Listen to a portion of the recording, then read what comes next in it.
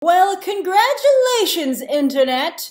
You had such a bad reaction to the official look at the Joker and the leaked set photos of Will Smith as Deadshot in his civilian getup that you spooked Warner Brothers and David Ayer into releasing our first full look at the Suicide Squad for 2016, or as David Ayer referred to them, Task Force X. I think they need to fix that right away. They need to pick one or the other because I think that's mad confusing to anyone who isn't a comic book fan and follows these characters to begin with.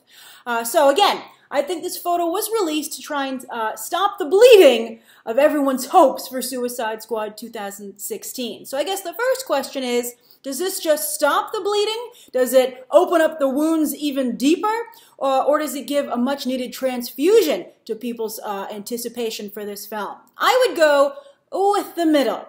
I think that it does stop the bleeding, but I don't think this is exciting enough to really turn things around. I think, interestingly, there's a lot to take away from this, but I think that the big takeaway is that at least nothing seems horribly ruined at this point, right? There's nothing like the Joker, although I thought that the Deadshot civilian clothes were pretty good. That actually turned me around and made me finally realize what's going on here. Now, you might have seen the recent Hollywood Reporter expose about Warner Brothers and how they're handling their DC properties. And one reveal was that while Marvel, the MCU, is run by Kevin Feige, the DCU movies are going to be creator controlled, meaning each film is under the jurisdiction of that director. So I think with Ayer, what's crucial to understanding what he's doing here is that he is making a David Ayer movie first and a Suicide Squad movie second. And that means that instead of the usual mob depiction of the Batman Rogues Gallery, a la The Godfather, Goodfellas, etc., what we're used to thanks to many classic and iconic stories at this point, you're going to the more modern gang warfare kind of criminal activity that we see today, and that's what's being depicted here in Suicide Squad. It not only is modern and current, but it's something that is a David Ayer specialty. And this looks very street. I do have to say that on the one hand, because it looks so street, now one could argue that that means it's more realistic, but it also seems a little more low-tech to me. I question whether or not this group could handle some of the bigger jobs that sometimes go Suicide Squad's way. And, heaven forbid Batman would show up, they'd be outclassed like that. Unless, of course, there's more to them than meets the eye, which, of course, is the whole idea behind Suicide Squad, that they're smarter than they look. Now, I think another big thing, now there are of course some big reveals, characters we didn't expect to see. And there are a ton of characters. That's something else that you're probably thinking about, saying, hey, that's a bigger team than I was led to believe existed for this movie. But you know what that means, right? A high expendability count. Because as we all know, or you're going to know after I tell you right now, Amanda Waller, to control her Suicide Squad, has explosives planted in their heads. So if at any time they step out of line or if they're apprehended and it seems like they're going to give away the secret, the suicide, I'm just going to call it Suicide Squad to make things easier, to reveal to the world that Suicide Squad exists, she will press a little button and blow your head off. So that's not much of a threat if she never comes through on it. So here you can clearly see she has some options to destroy. So place your bets now. Who will be one of the first to die? You know who it's not going to be, right? Katana. Who knew Katana was going to be in here?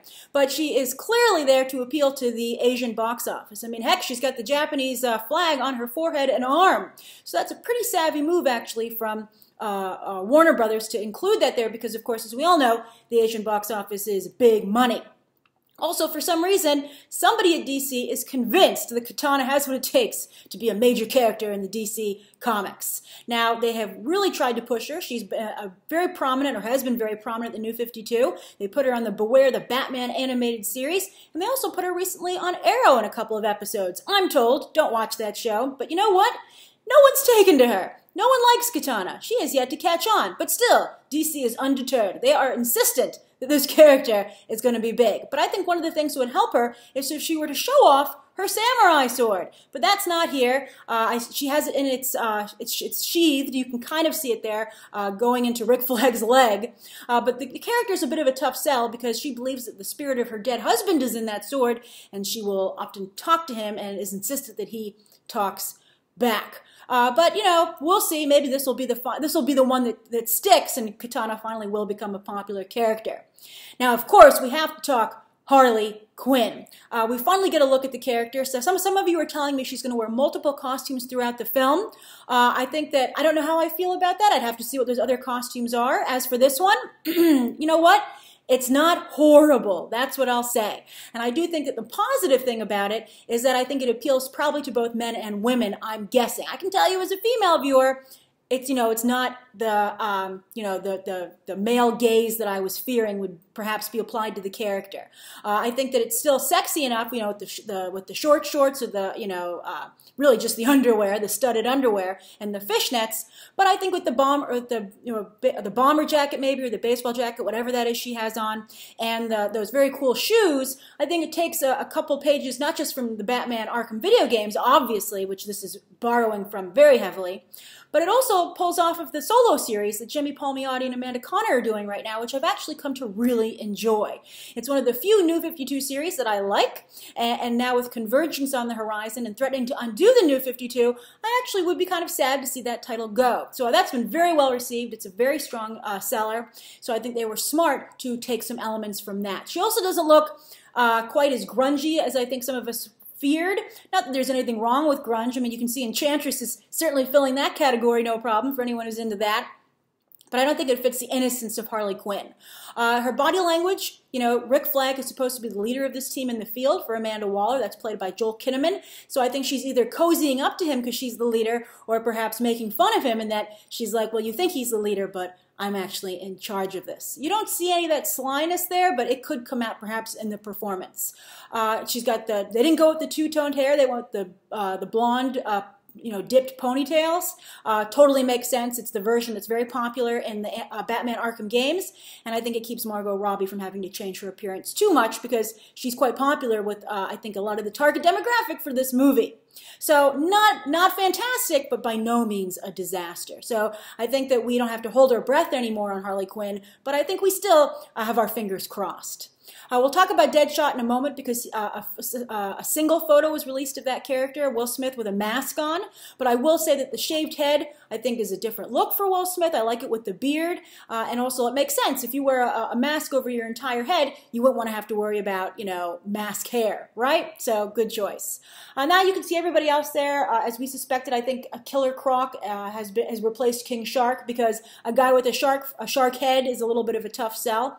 So he'll expect him to fill that role in any recent incarnation that you've enjoyed. Just substitute Killer Croc for King Shark. And it looks like they're going with the horrible skin condition rather than the genetic modification that has been the real question when it comes to Killer Croc recently of how he's depicted. El Diablo, that's El Diablo next to him. He was in the most recent, the New 52's first lineup of Suicide Squad included El Diablo.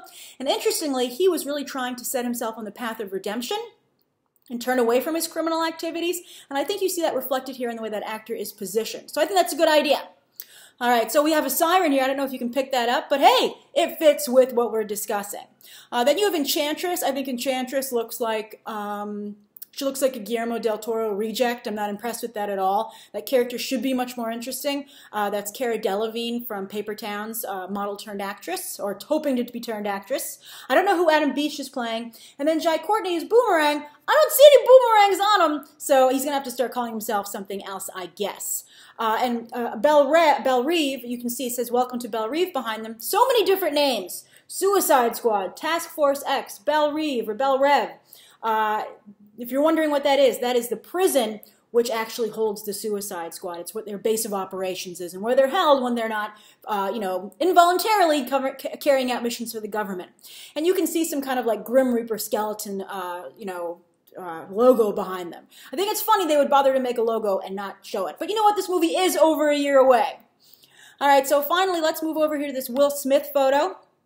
I actually think this is pretty good. He has to compete because he's not the only one wearing this look. It seems in fashion in 2016, not only with Deadpool, obviously, but if you've seen any of the recent reveals of Stephen Amell's character in the upcoming Teenage Mutant Ninja Turtles movie, he also looks a lot like this as well.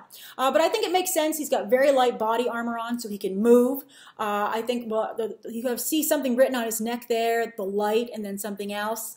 He's got the mask on, so a lot of people, myself included, wonder if Will Smith would be willing to cover his face up. He is, although not both eyes. He's like, you got to give me one eye to emote with.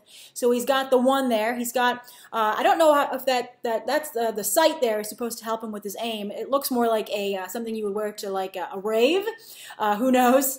And then I think it's odd because the color scheme of it seems more like neon and everything else is really like hardcore, military. But I think I love how many weapons he has on himself. That's very crucial for Deadshot, obviously. Also, not just weapons, but ammunition. So that adds a little bit more realism to it, which I think is good. He's got the bullseye symbol there on his armor there in the front. And I think he looks like he means business, and I think that's important. This is a very crucial character to the movie, if any of the recent storylines, if they're to be followed. And I think it's very important that he look like, this is someone who is going to have to go toe-to-toe with Jared Leto's Joker, who doesn't seem that threatening with the new version, but then again, still, he has to look like he can compete for alpha male status. And I think that looks like it's possible, not only because the costume looks pretty good, but because, again, the Joker has been brought down quite a few pegs by this film. So, again, I don't love it, but I don't hate it, and I think these days with DC, that's a huge sigh of relief. So I'm curious to what you guys think. Do you agree that they released it because of all the negative chatter online? And what do you think the result is of this photo? How do you feel about Suicide Squad having seen the full team? Write your favorites, write who you can't wait to see die first, and just your overall impression for the film. All right, thank you for tuning into my reaction, and you can check out some more episodes, including a close look at Harley Quinn, right now.